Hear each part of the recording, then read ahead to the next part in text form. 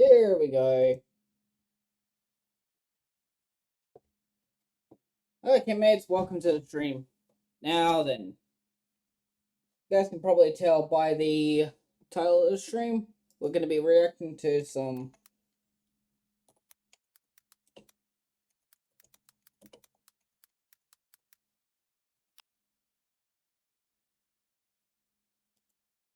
Alright. Let's go ahead and go to the video section first.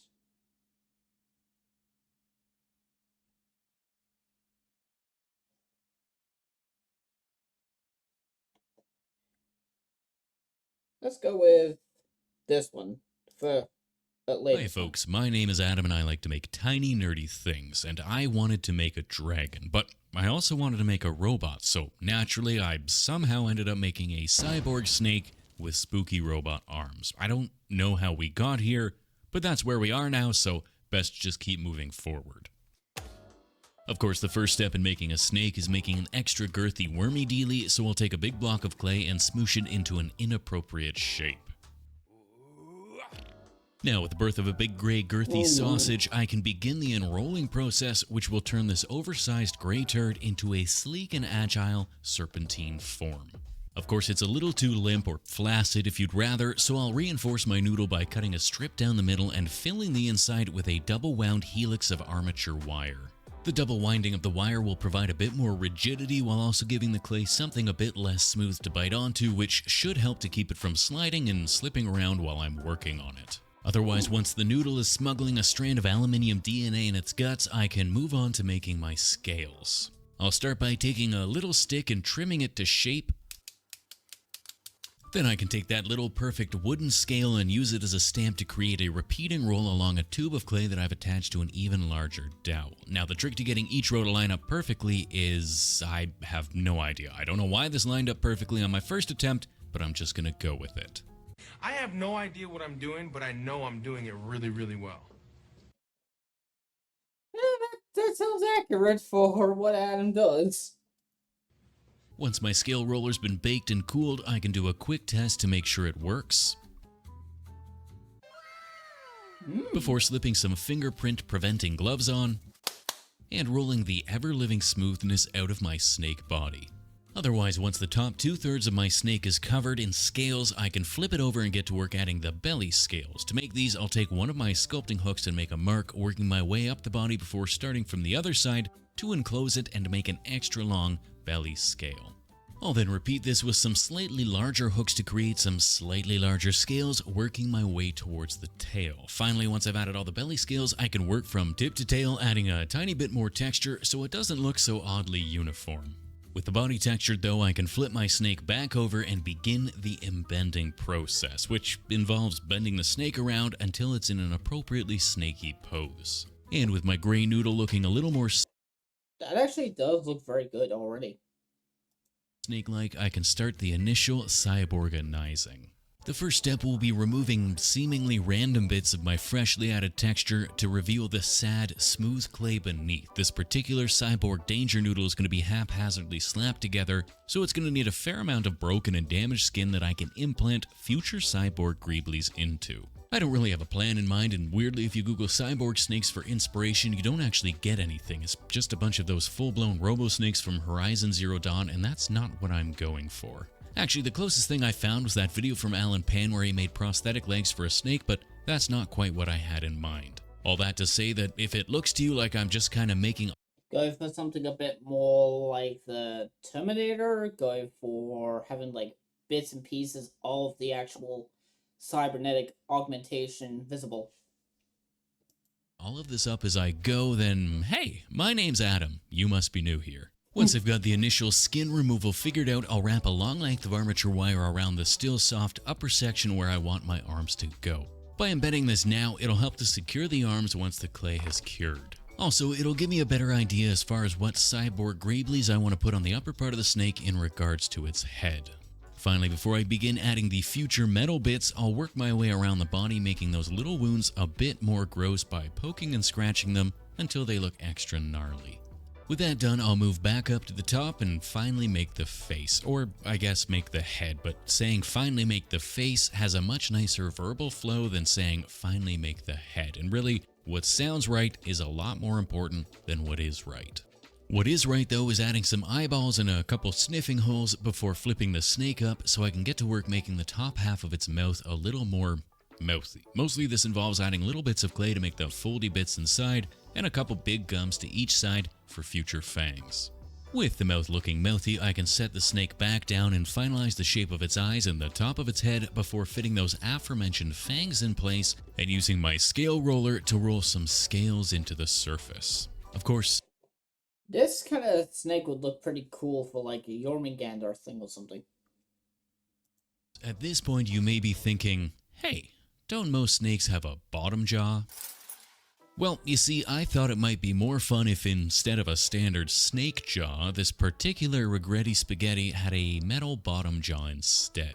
So with that in mind, I'll make a simple two-fanged metal snake jaw that I can fit to the underside of the snake's head and blend into the base. A couple little lumps of clay slapped into the intervening space will be the connective tissue, and I'll add a little metal sheet to the base where it can all connect underneath. Finally, instead of the connective cheek tissue, a few little metal wires attached inside will help it open and close its mouth. I'll then pop the eyeball out so I can carve away a bit of the surrounding skin before cleaning it up and making it look like the bone beneath. I can then reattach the eye but suspend it on a little length of wire this time so it sits not quite so flush.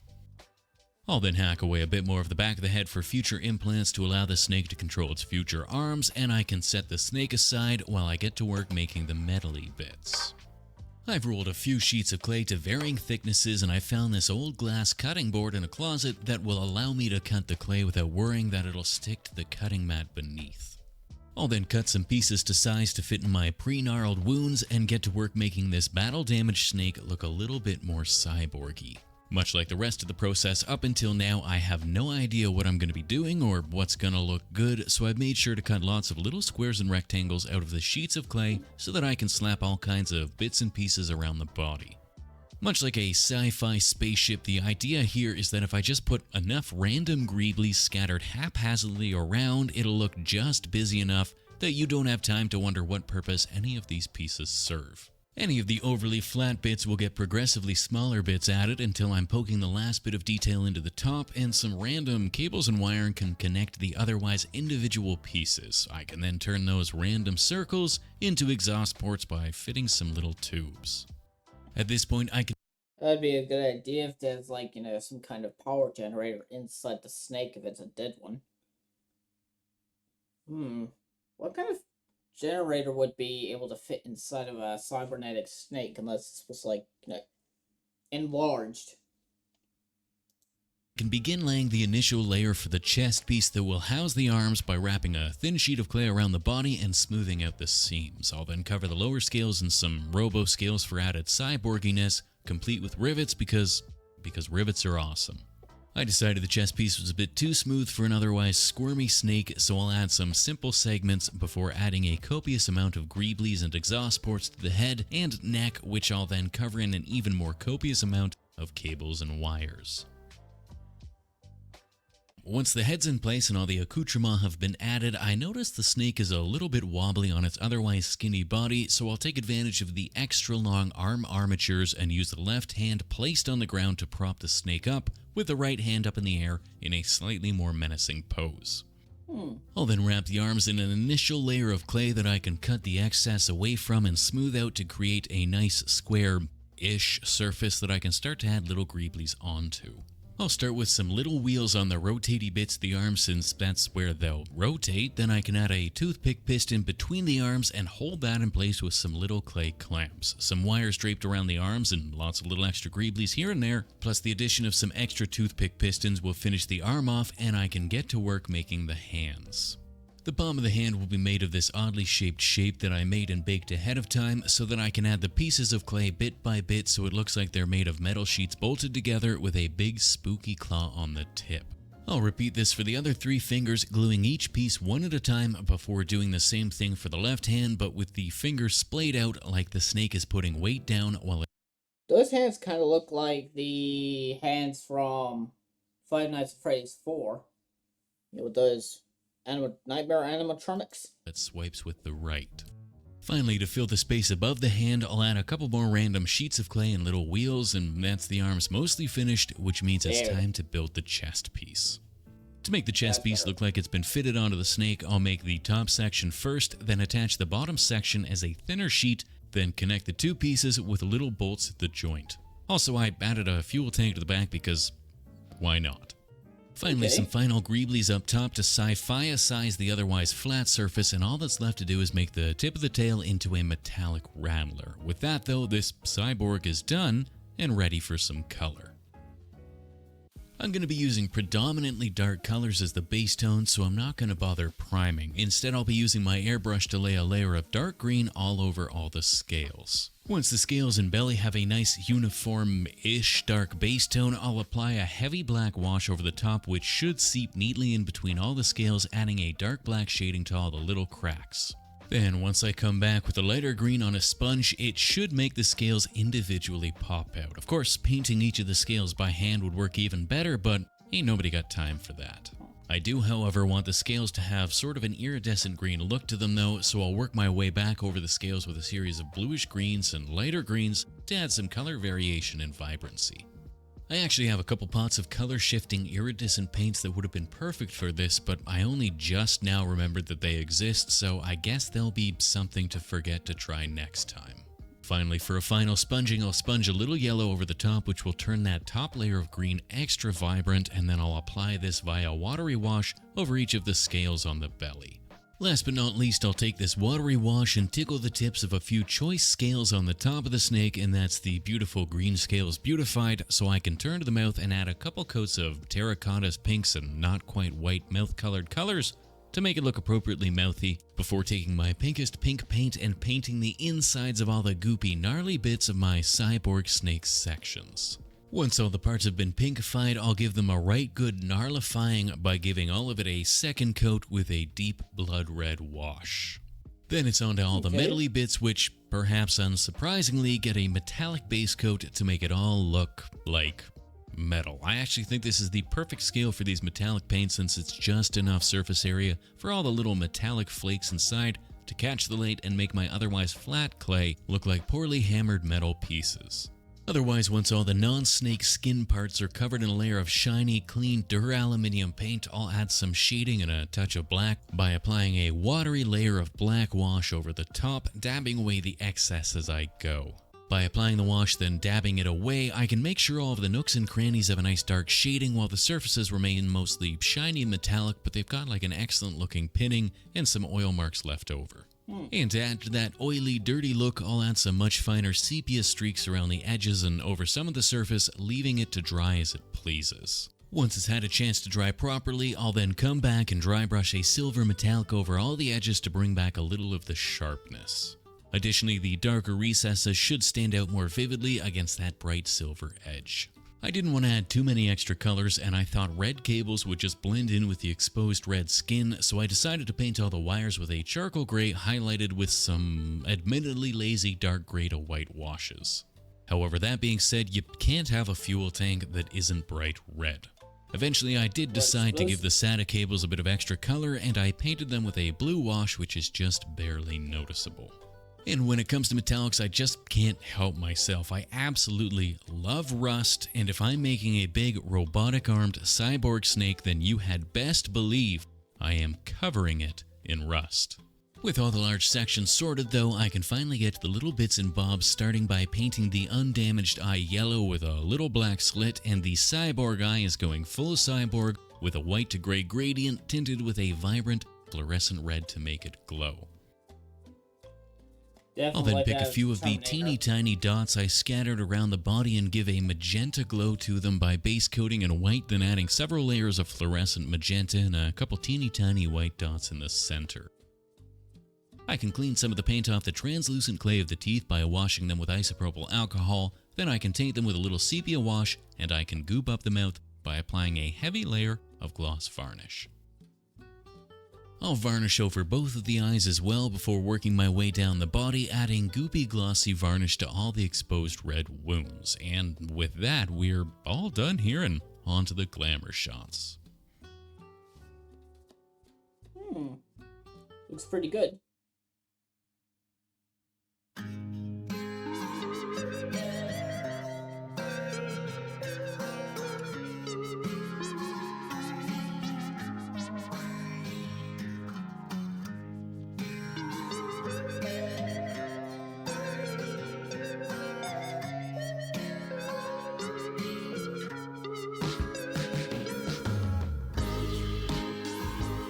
Don't close my eyes. Don't close my eyes. As I'm always, a about big to fall old thank you asleep. to the fine folk over on Oh. Patreon, and a special hey, how are you to the newest of them: Captain Carbine, E-Money, Tacitus Bartleby, Mackenzie White, you're cute and all, but you can't have my coffee, Jonathan Escobar, Jean-Gabriel Fournier Chassé, Happy Birthday YY, Josiane Bassinet, and Rhiannon's Violent Farts Bring Me Joy. You are the little robot arms that allow this robo-snake of a channel to reach for the stars. This is the second in a series of cyborg animals, and they both have metal bottom jaws, so I guess that's a thing. Let me know down below what other amalgamations That wasn't so bad. And it was a pretty decent length of almost 15 minutes.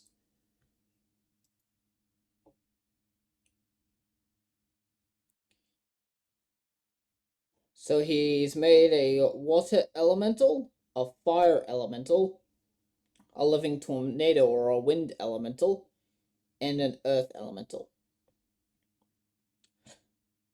I don't think doing the Tyranid one would be a good one unless we see, Space Marine. So let's do the water elemental. Hi folks, my name is Adam and I like to make tiny nerdy things, and I think it's finally time to set the record straight about what really happened to the Titanic.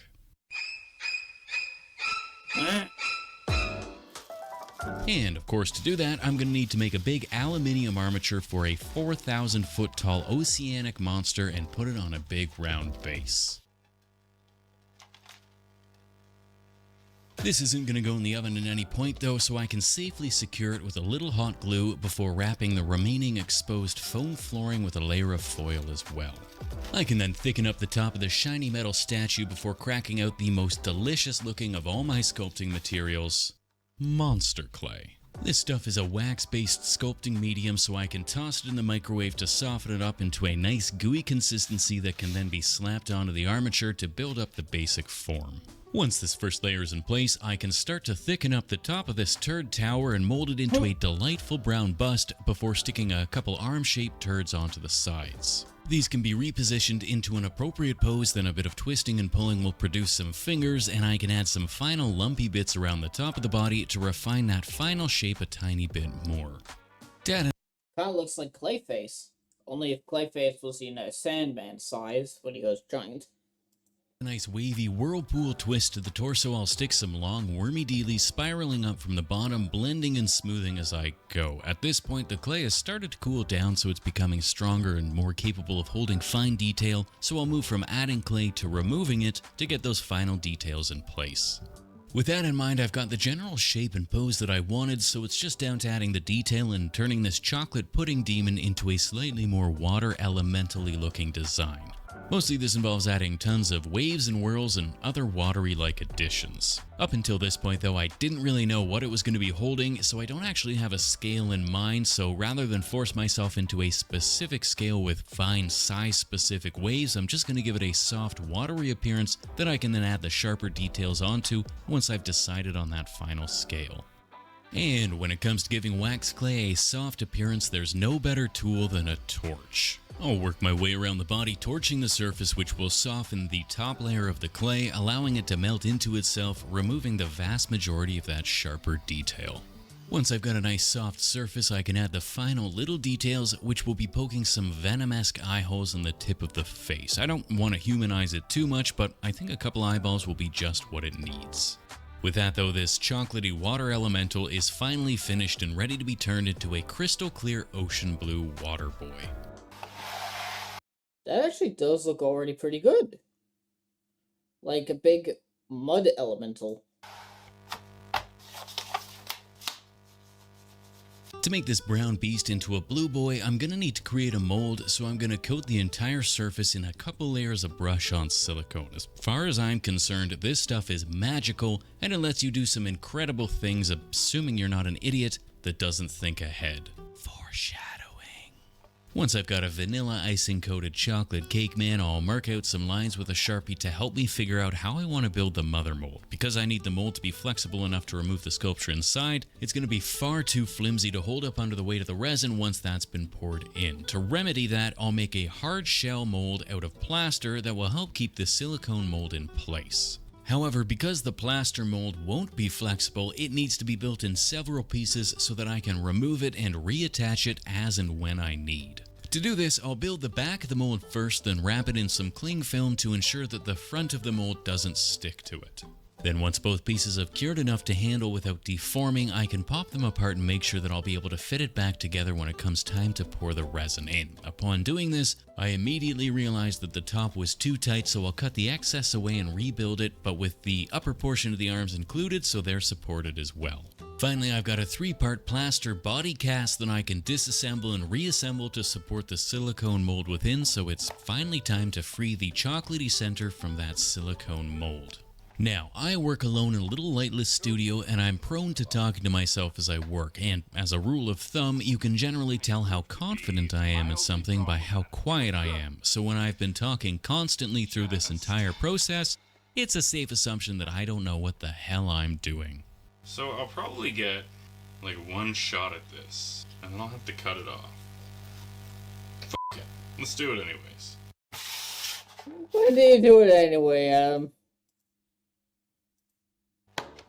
My plan then, and though no one can see me, I just put that in air quotes, is to hang the mold upside down in a bucket so I can pour the resin in while keeping the base level.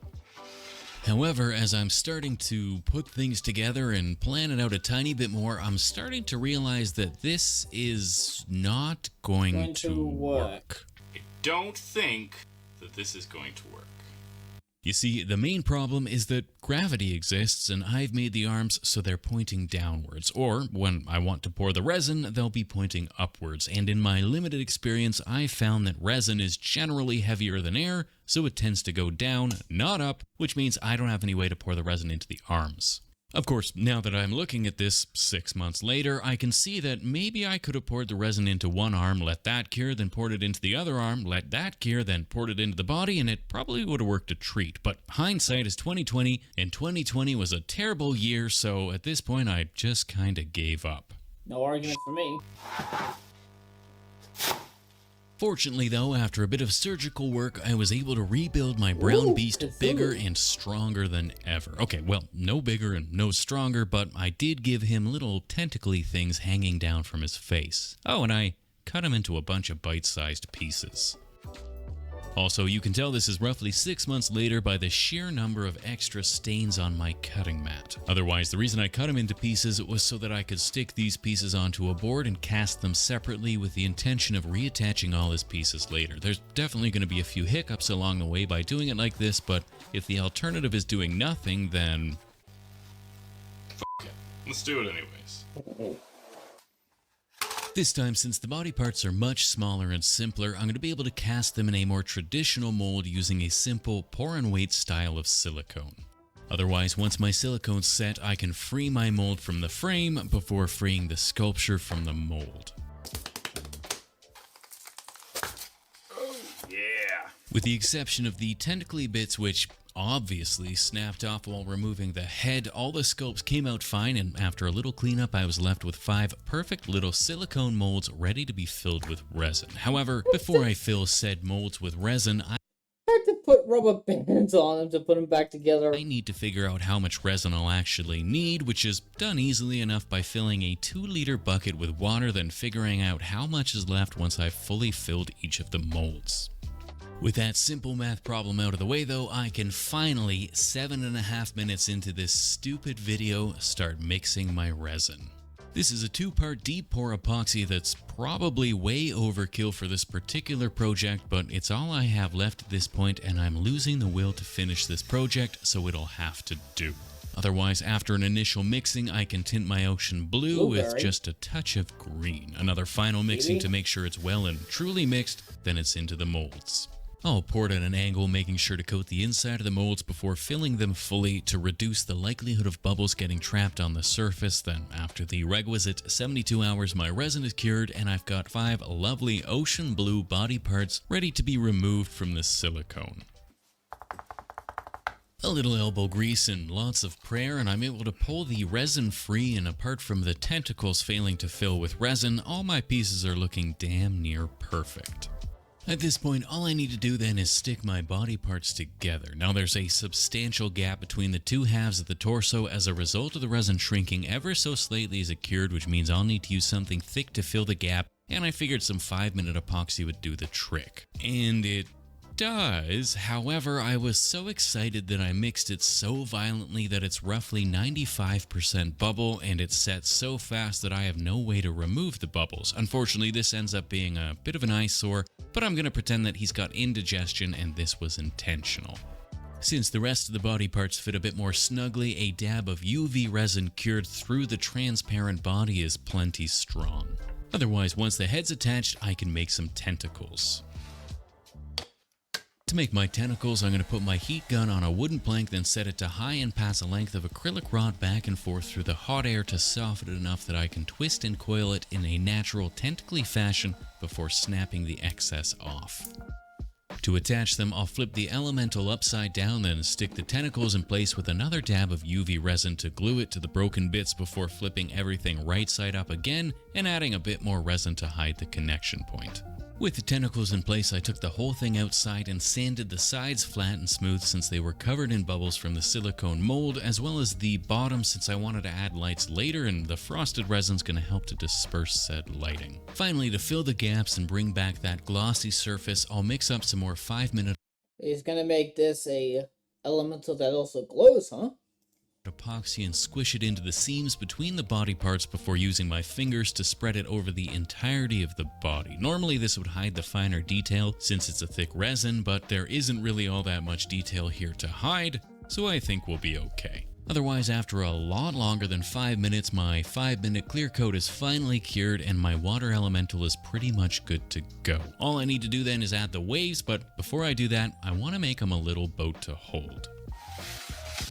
And to make my tiny boat, I'll take a tiny blob of gray clay and smoosh it flat, then cut the shape of the bottom half of a boat out. By now I've had time to think about what boat I want to build, and I ended up settling on the Titanic because I don't know. It just seemed like a good idea at the time and I ran with it. Once I've sanded the bottom of the boat flat and smooth, I'll cut the propeller portion out of the back before getting to work building up the upper portion of the boat. By building and baking the bottom half first, I can ensure I've got the proper shape and a solid surface to add the smaller details on top of. No, I'm not It's really like a a boat cargo builder ship. and I don't know much about boats. In fact, I bet there's a difference between a boat and a ship, but I'll be damned if I turn this into an educational video, so I refuse to look that up. All this is to say that I have no idea how a boat is built and even less of an idea what the Titanic looks like, so I found a 3D model online and I copied the general shape and layout to get a sort of similar looking shape that should be accurate enough to pass while still getting the rage comments from boat builders who accidentally click on this video.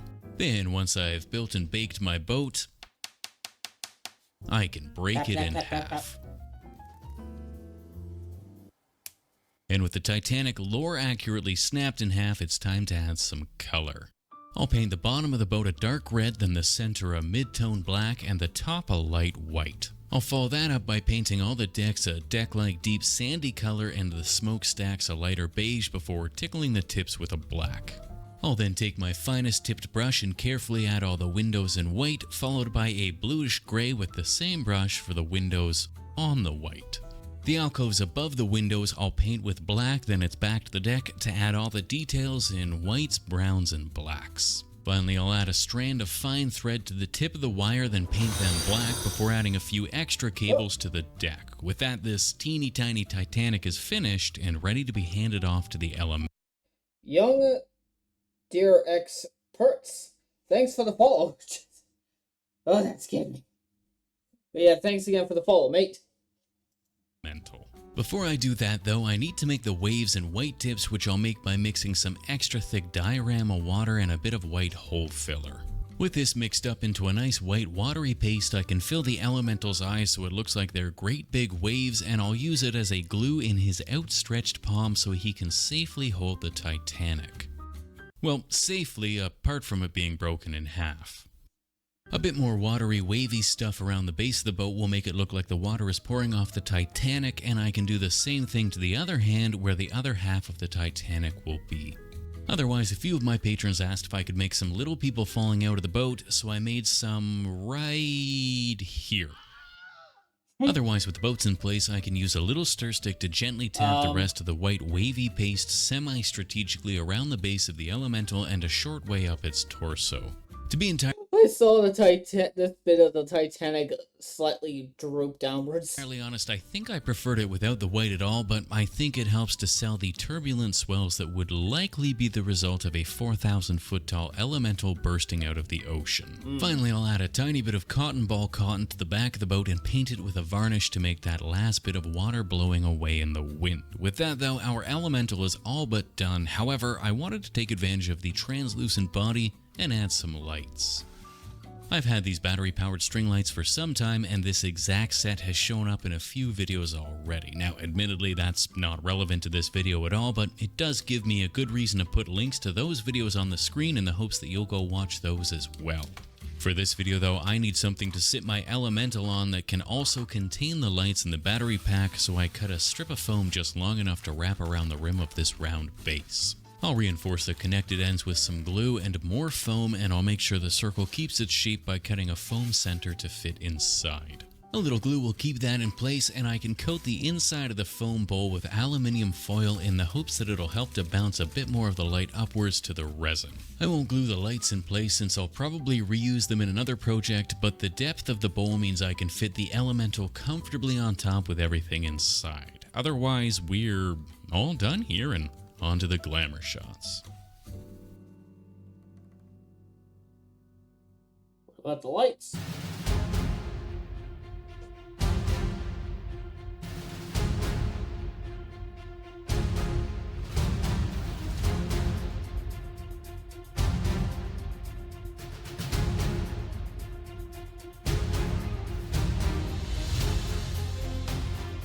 As always, a big old thank you to the fine folk over on Patreon, and a special hey how are you to the newest of them, J. Anthony Rotella, Sudsiest L. Those lights flickering almost look like lightning bolts or energy is being scattered around. Witsy's loving wife, Fraser Keel, Ali Bunfet Fitz, Tony, H. Fox, Luna Vengeance, Pidwidgeon, Robert J., A Wild Goulet, The Destroyer, and Terissa. You are the big blue watery boy that holds this bifurcated ocean liner of a channel aloft. If you like this video, then don't forget to stay hydrated. And if you did... Okay, now let's go ahead and take a look at this fire elemental one. Hi folks. My name is Adam and I like to make tiny nerdy things, and last week I made a great big water elemental tearing the Titanic in two, so this week I thought I'd make a counterpoint to that by making a great big fire elemental being birthed from Mother Gaia's butthole. Well, a volcano. He's going to be coming out of a volcano, and I'm sorry that we're only 21 seconds into this video and I've already said butthole twice. Maybe not. Now, when I made the big ship bifurcating water boy, I made a silicone mold and cast it in resin. However, this time I want to fill the body with LEDs to give it a nice fiery appearance, so I'm going to need to approach it a little bit differently. Also, I wanted this video done and ready for release today, which limits the amount of materials with long cure times that I can use. So, with that said, join me on this journey of self-discovery as I discover just how much myself wishes he'd thought things through just a little bit more. At this point How many times do you want to have that happen, Adam? in the probably should have but definitely didn't plan process, I've decided that it would be easiest to build up a body like I normally would when I'm sculpting with clay. I'm not going to be using my normal clay to make this fella, but I still need an underlying body upon which to attach whatever it is that I decide to use. So once I've built up the basic lumpy aluminium body, added some little four-fingered hands, and settled on an early 2000 Randy Orton pose, I can bring out the first of my poor decisions: strip lighting.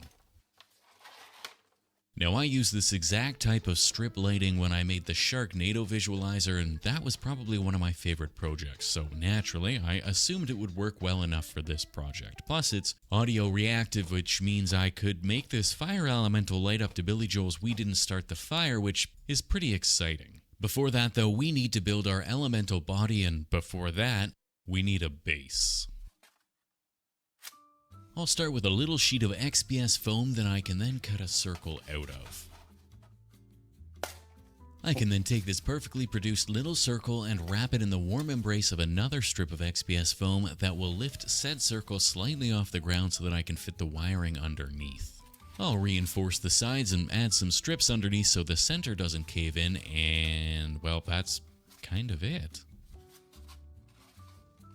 I'll then mount my aluminium elemental onto the base and hold it in place with a couple goofs of hot glue before cutting a little hole just below the body so I can feed the strip lighting up and out the top.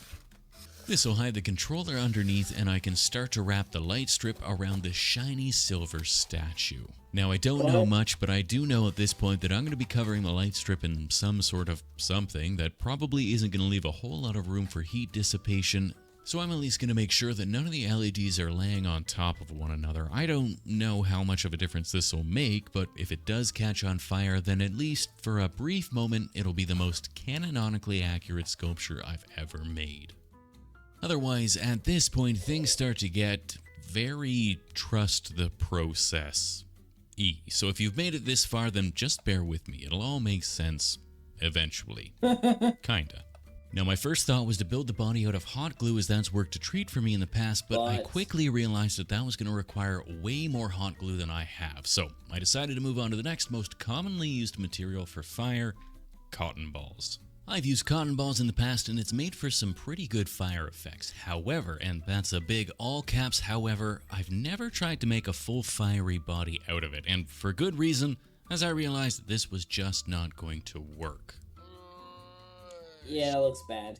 Thus, the slow and laborious process of pulling all the cotton off, then peeling all the cotton-covered glue away. Eventually, I'm back where I was before all this, and ready for another attempt. So enter silicone, the sweet, sweet savior of so many of my projects. I'll absolutely cover my freshly uncovered elemental in a thick layer of goopy clear silicone, then using a finger dipped in isopropyl alcohol, I'll push and press and smoosh the silicone into all the little gaps and holes until I've completely covered the body.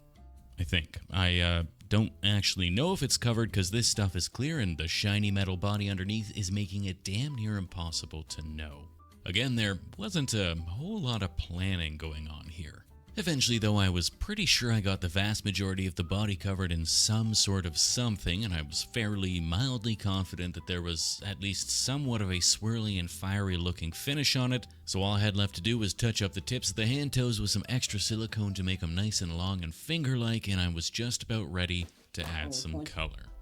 And to add said color, I'm going to use some ink since this stuff is nice and transparent, which should allow the clear silicone to retain some of its translucency. I started by giving the entire body a complete once-over with a yellow to lay down the first layer of extra hot base coat before working my way back through with a red to add some variation and give the tips a nice Throw a little hot rod red in there. highlight. And thus far the inks look absolutely terrific, and even with a more opaque red over top, the silicone is starting to look like proper fire. Except, unfortunately, it's so translucent that I can still clearly see the ugly light strip underneath, which is a bummer. Sadly, I ended up repainting everything with some much more opaque acrylic paints in the hopes that I could hide said hideous light strips underneath. And it turned out pretty good, actually. The opaque paints aren't nearly as fun as the clear silicone showing through, but it still looks pretty good, and with the top coat of glossy varnish, I think it'll work a treat. Plus, with it being completely opaque, the light underneath is dispersed much more cleanly, rather than highlighting each individual LED. Of course, it's still not quite what I was imagining, since with the silicone being so hard to work with, I wasn't able to add a face or any finer details. However, I do have an idea. This is Epoxy Sculpt, a 2-part self-curing resin clay. All you need to do is take equal parts of container A and container B, then mix them together, and you've essentially got a self-curing ball of clay that you can sculpt with. The self-curing bit is the most important part here, since I don't think there's any chance that I'm going to safely fit this silicone-covered LED strip hot glued to a foam floor in my oven where I normally cure my clay. Instead, I'll use this already rock-colored clay to make an angry little elemental face, as well as build up some rocky bits on his chest. The idea here was to make the rock look like little lumps of cooled magma. I'm hoping the face will help to give this otherwise lifeless lump of fiery silicone goo a bit of personality, and the rocks on the chest will just make the face look a little less out of place. Once I've added all the necessary rocky bits, I can reshape them so they're a little less smooth, and I can add some cracks and fissures before cracking out my rocks to add that final rocky surface texture. This particular clay is already pretty rocky looking, so all I need to do is give it a little black wash followed by some light gray dry brushing, and this fiery elemental is already looking decidedly more alive. And with that, it's time to set him aside and make a butthole volcano. I'll start with a long noodle of aluminium foil rolled into a circle and covered in a layer of clay. I'll then smoosh this down nice and tight, covering any exposed bits before rounding out the inside and blending out the outside with progressively smaller and smaller ball styluses until I'm down to using a scoop to carve out little grooves in the surface. I'll then punch a hole in the center so I can fit my elemental in the middle, and it's into the oven to bake. Once that's out and it's cooled down, I can cut it with a knife to split it in two so that I can more easily wrap it around the elemental's bottom. A little hot glue will fix the two halves in place, and I can use a little hole filler mixed with PVA glue to fill the gap in the floor and fill the seams where I cut the volcano in half. Finally, a finger dipped in water will help to smooth out the rougher surface, and I can leave it to dry before coming back with some gray paint to paint it gray.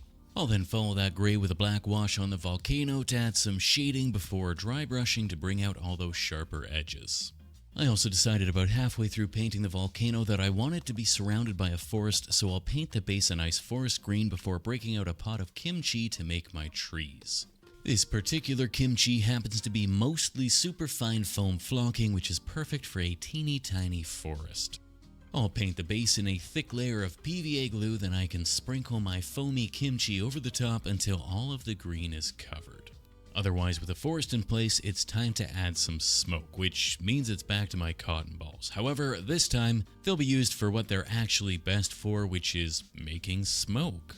Once they've been unfurled and bunched back up to make little billowing balls of smoke, I can fit them in place around the rim of the volcano. Now, as I was adding the smoke, I decided that the forest was a little too one-tone, so I mixed up some super watery green washes that I can drip through a dropper, letting them spill out and stain the forest below, mixing and matching a couple different shades until I've got a nice bit of variation. As for the billowing Actually, those look pretty good. smoke, I'll use my airbrush to tickle the tips with the black, then come back through with a pair of tweezers to twist and twirl the cotton around so it looks like lots of teeny tiny clouds. Otherwise, with my smoke done, I'd say we're finally finished and ready for the glamour shots.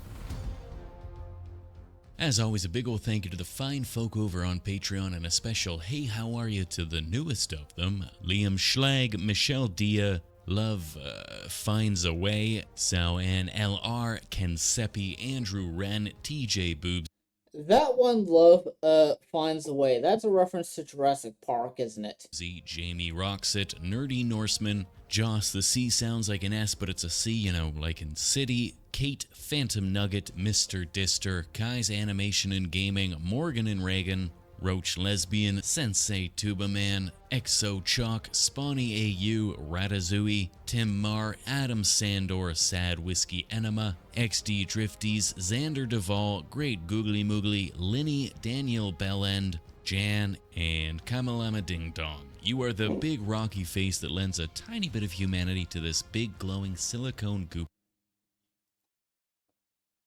That last one was actually pretty funny. Okay, so it looks like we have at least enough for 2 more. So let's go ahead and do this Living Tornado one. Do the elementals.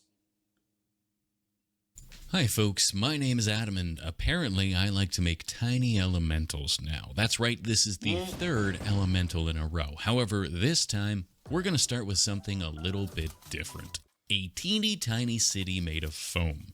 Now, I have made foam buildings in the past and it's nearly broken me mentally and emotionally, but this time I'm gonna make a city of skyscrapers, so I should really only need a whole bunch of long strips of varying thicknesses. So with that in mind, I have 3 sheets of XPS foam that I'll julienne into thin strips, then chop those thin strips into a bunch of smaller strips of random length. This, of course, will still take me a hell of a lot longer than I had expected, so I'll start cutting one at a time before moving to several at a time before finally getting fed up and using the power of editing to do all the hard work for me. And with that, I've got at least like 10 or 15 little skyscrapers that I can use to make my modern city center. But before I can do that, I need a base to attach them to. Fortunately, I have a perfectly sized circle of foam with space for a battery pack underneath that I made off camera. A little PVA glue gooped onto the top and smooshed around will hold my buildings in place, and I can start to attach them one by one. Haphazardly.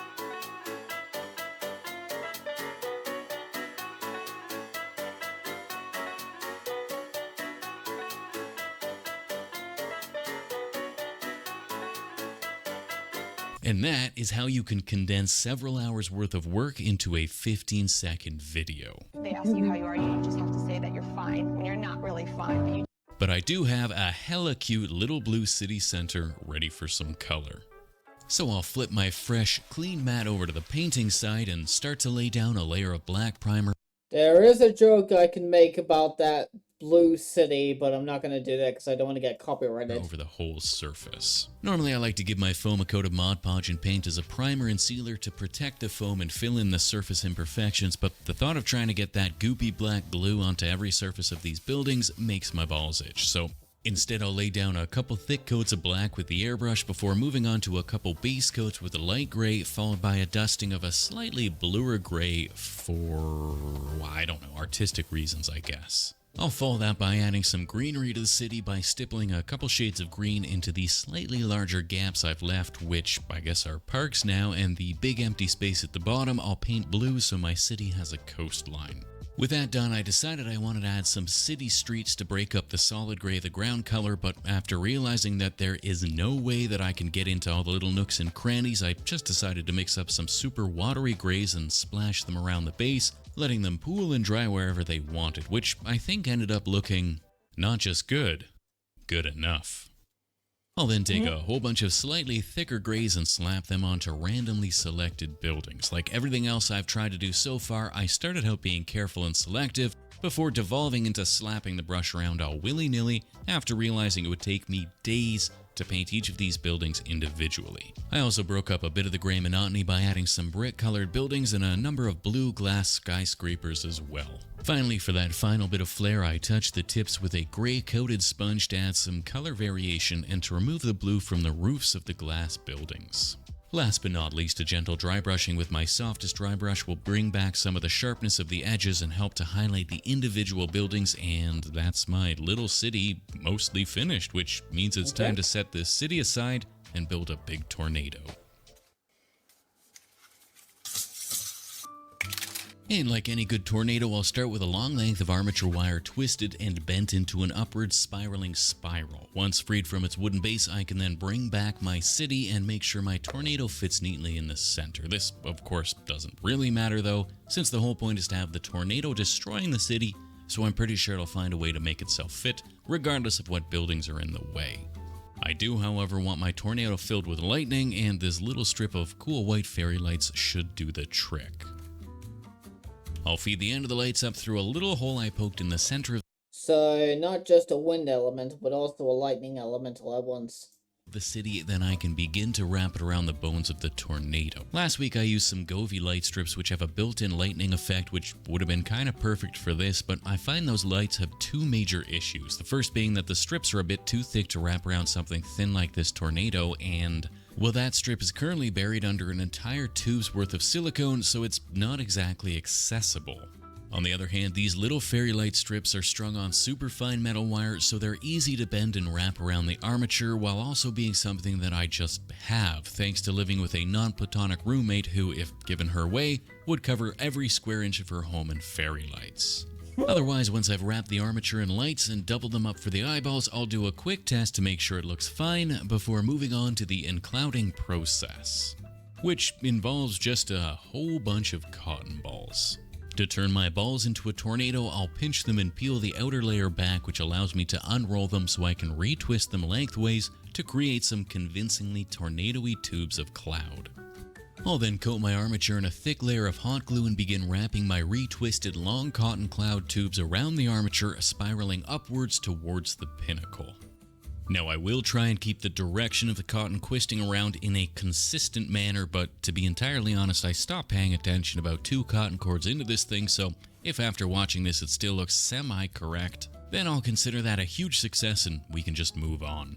I'll fluff up the top of the tornado with a bit more of a cloudy look to it, and I'll extend that down to the neck and towards the head or whatever it would be on a cloud monster. I filled with a few different looks for the face, but trying to sculpt any sort of detail out of soft cotton fibers with hot glue to hold it in place is an exercise in futility, so I just went with the old "it's a cloud, but it's got like eyes" look.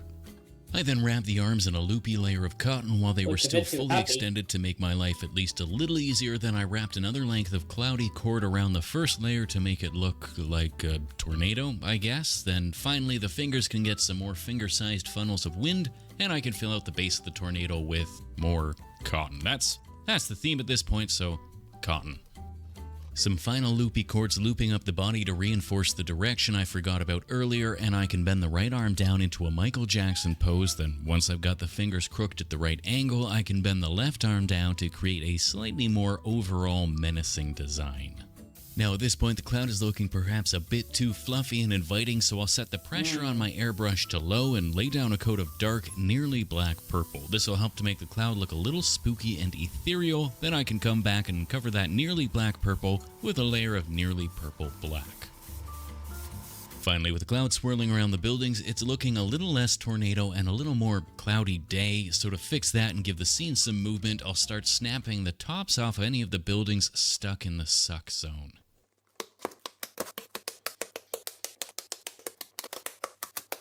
Of course, that leaves little blue foam exposed, so I'll dab some gray over the tops of the buildings before dipping these snapped portions in glue and attaching them to the tornado so it looks like they're being sucked up. Now, I fully realize that in the event of a mile-tall anthropomorphic killer tornado, the buildings would probably be rubble by the time they got sucked up, but I think the big broken buildings look better than a bunch of dust would. Also, it's a big tornado monster with eyes, so, maybe don't overthink it. Otherwise, we're all done here and on to the glamour shots. Well, that was quick. How much was it? Only 9 minutes. Holy.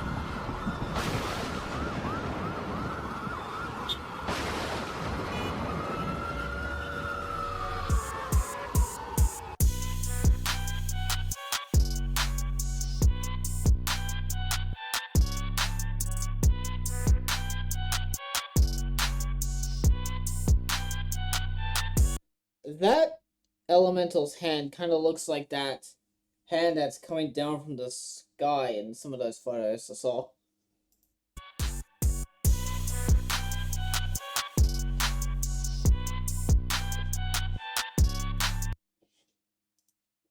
Okay, well, seeing as how we've... this one will blow you away. Oh, nice one, Adam. Nice one. Okay, so now the Earth Elemental. Hi folks, my name is Adam and I like to make tiny nerdy things, and I figured I should probably finish off... What was it I just saw? Wild workplace failures, and I literally see a guy standing with a flame in front of him. What? Speaking of flames? Oh, Jesus. Freaks of the Week Ultimate Fails by the Fail Army 21 hours ago, and you see a white car with flames coming out from underneath it. Jesus. Okay, back to the video we're actually supposed to hear. The full set of elementals by making some sort of Rocky Boy. However, I thought I'd go with a slightly different design this time, eschewing the legless look in favor of something more grounded. So what I'm picturing in my mind's eye is like a silverback gorilla on all fours, but like made of rock and with a little mountain on top. So, with a somewhat cohesive idea lodged in my little pea-sized brain, I can get started starting the start of my elemental, which, of course, involves making a metal body out of my all-time favorite element, aluminium. Not to be confused with aluminum, which I don't use since I work in metric, and I'm pretty sure aluminum is only sold by the foot. Otherwise, once I built up the body of a hunched-over shiny metal elemental, I can start slapping on my other favorite element, clay, I guess.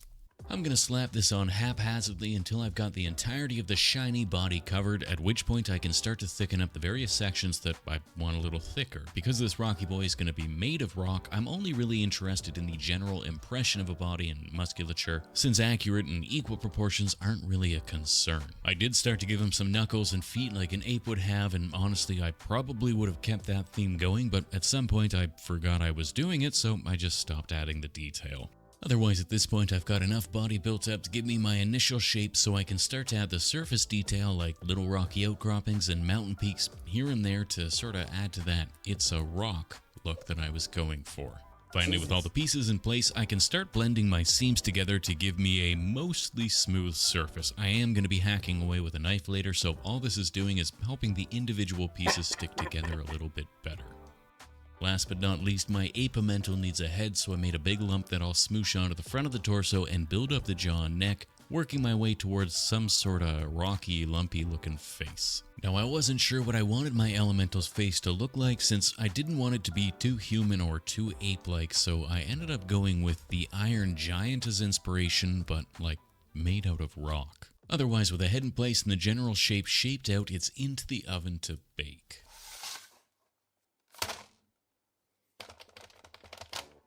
Now, you may be thinking at this point that I forgot to add the rocky detail prior to baking, but don't worry, I have a plan, and that plan involves a knife. You see, this lumpy body is made out of cosclay, and cosclay is a delightful, semi-rubbery sort of a clay that's wonderful for someone clumsy like me, since it means I can knock my sculptures over without fear of them shattering like they would with a more traditional clay.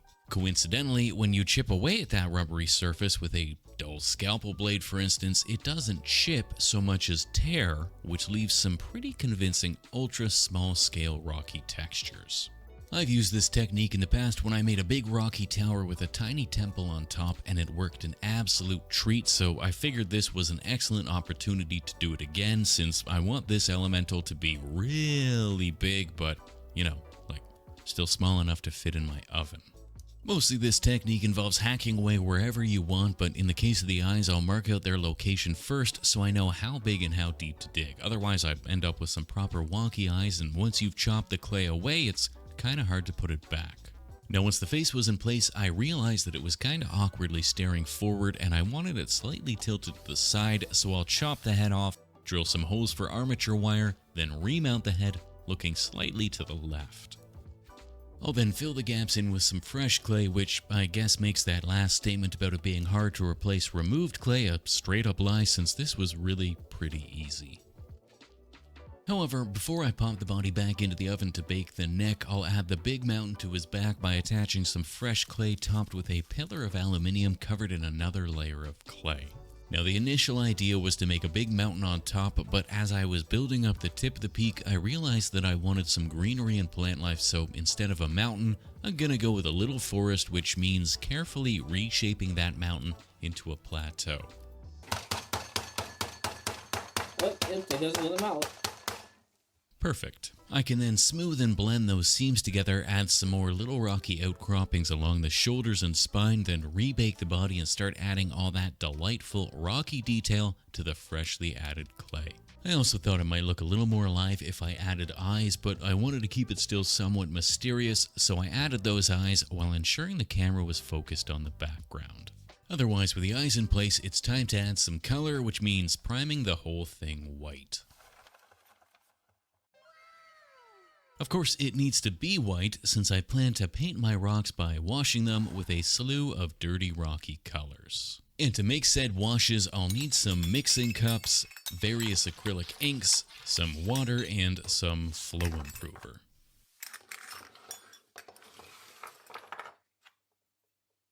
I can then start the highly methodical and scientific process of making my mixes. Basically, I squirt a little water into each cup, then add a little flow improver before mixing up the first color by adding black and white until it's kinda gray. I'll then split this into another cup because I made too much, then I'll add some yellow to that second cup to give it a nice warm tone. I'll then mix up some desaturated brown before making another cup of gray, but I'll tint it green this time and make a final cup of gray, yellow, and brown since I had a fifth cup and I didn't know what to do with it. With my various earth and tones mixed up, I can start slapping them onto the model. There's very little technique or thought here. All I want to do is add the various colors while the washes are still extra wet so they run and blend together, creating natural looking colors, pooling in all the recesses and staining the flat surfaces. Once the whole body is covered in some sort of color, I'll use a wet brush to mix some of the colors on the model, making sure all of the white bits are covered in something. Finally, a final That already looks like a Gundam or something. Like it's made out of rusty scrap parts. couple dabs of color and I can set it aside to dry before coming back with a very watery black to completely coat the surface. This will act as a final tint to bring all those colors together and introduce a much darker shade to the various nooks and crannies. Once I've got a fully washed model, I can use a bit of paper towel to dab away the excess and soak up the wash pooling on the flat surfaces.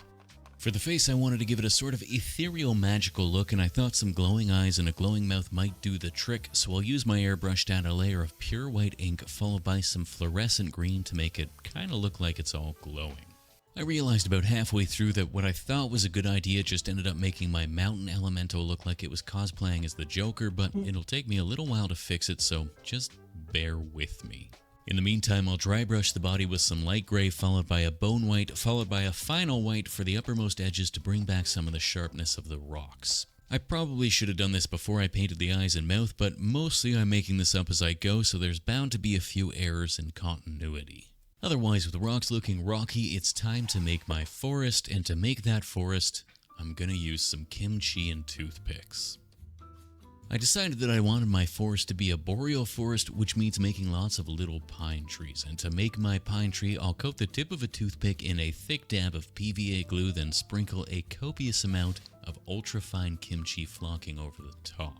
The kimchi flocking will stick to the PVA glue, creating a pretty damn adorable little pine tree that I can then add to the other 30 or so pine trees I made off camera and set them aside to dry. That being said, 30 pine trees a boreal forest does not make, so to save myself the headache of making a couple hundred pine trees, I'm gonna add a little lake to the center of the elemental's back plateau. I'll then use a fine brush to strategically dot some more PVA glue around the top side of the elemental so that I can sprinkle even more fine kimchi flocking over the plateau to bring a nice bit of green to the scene. In fact, I thought this looked so good that I continued this greenery down the sides, back, and head of the sculpture to really make it look like it's covered in moss and plant life.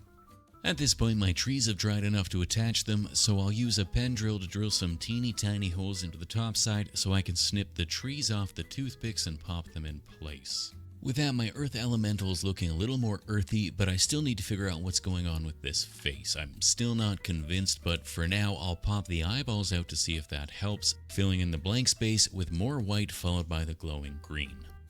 I'm going to be filling the little lake on top with resin, but at this scale that resin is going to be too clear, so I'll help to insinuate depth by painting the bottom of the lake with a dark blue. With that though, the painting is finished and it's time to make some water. I wanted to make my elemental into an island of sorts, so I'm gonna have it standing in its own little lake, which means I need to make a mold. I considered making a round mold to fit with the basing theme of the other elementals, but making a round mold for resin is a ball ache and a half, and I don't have enough long strips of material that would work, so a square will have to do. Once I've got my mold held together with a little hope and a lot of hot glue, I can start mixing up my resin. I'll mix it into a 1:1 ratio of parts A and B, then add some blue and green dye to tint it kinda watery before pouring it down into the mold. This isn't my normal resin and I don't really trust it, so I'm going to pour it into the mold first and see how it sets before adding the elemental. After a few hours, it's looking like there isn't any catastrophic issues cropping up, so I'll pop the elemental down into the syrupy resin, but before I leave it to set, I'll scoop a little bit into a stir stick, then slop that down into the lake. Then it's just a case of hoping for the best while it cures. And through no fault of my own, it looks like it actually set pretty well. It cured a lot faster than I'm used to, so there's plenty of bubbles trapped, but in the grand scheme of things, that doesn't really matter. With it freed from the frame, I can cut the flashing off, and it's on to adding some waterfalls. While I was scooping the water for the lake, I added a couple long thin strips to some Perspex to make these long waterfall-y bits that I can use some UV resin to glue into place.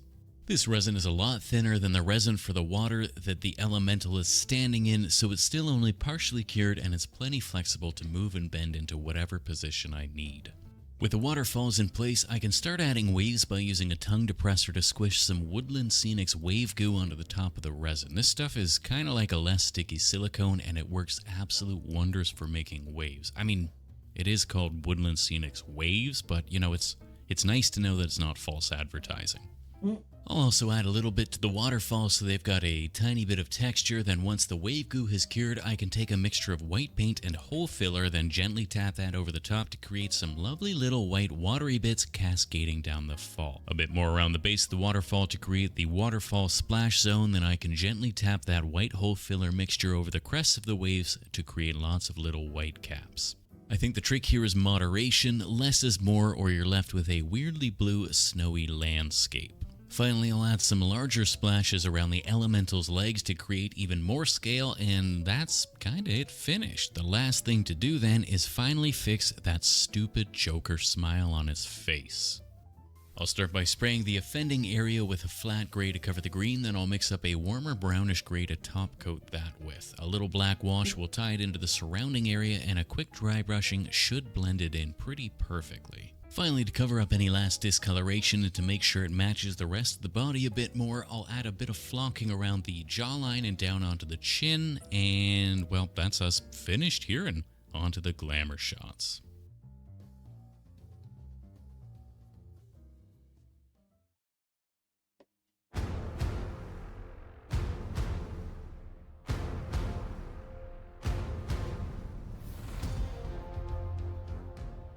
As always, a big ol' thank you to the fine folk over on Patreon, and a special hey how are you to the newest of them, Elrod818.